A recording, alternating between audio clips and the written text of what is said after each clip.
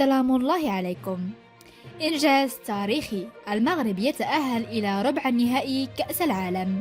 تأهل المنتخب المغربي إلى ربع نهائي كأس العالم 2022 بعد فوزه على نظيره الإسباني بركلات الجزاء يوم الثلاثاء في يوم الأخير من مباريات ثمن النهاية. وكتب أسود الأطلس تاريخا جديدا في كأس العالم، وأصبح رفاق نجم حكيم زياش أول منتخب عربي يصل إلى ربع نهائي المونديال. وعلى ملعب المدينة التعليمية انتهى الشوط الأول بالتعادل السلبي، ولم يصنع الطرفان فرصا خطيرة للتسجيل.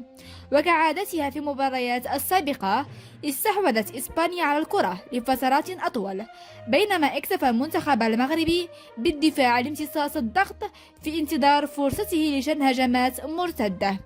وأتيحت لماركو أسينسيو أخطر فرص إسبانيا في منتصف الشوط، إذ ركض بالكرة في اليسار منطقة جزاء وسدد في شباك من الخارج.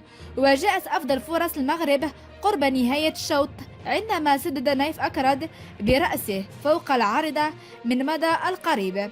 المغرب وإسبانيا دون أهداف، ومباراة تتجه إلى وقت إضافي.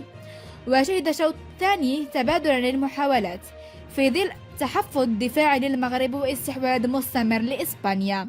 وامتدت المباراة لشوطين إضافيين بعد نهاية الوقت الأصلي بالتعادل السلبي، ولم يتمكن أي منتخب من استغلال الفرص التي أتيحت له خلال شوطين إضافيين ليتم الاحتكام إلى ركلات الترجيح.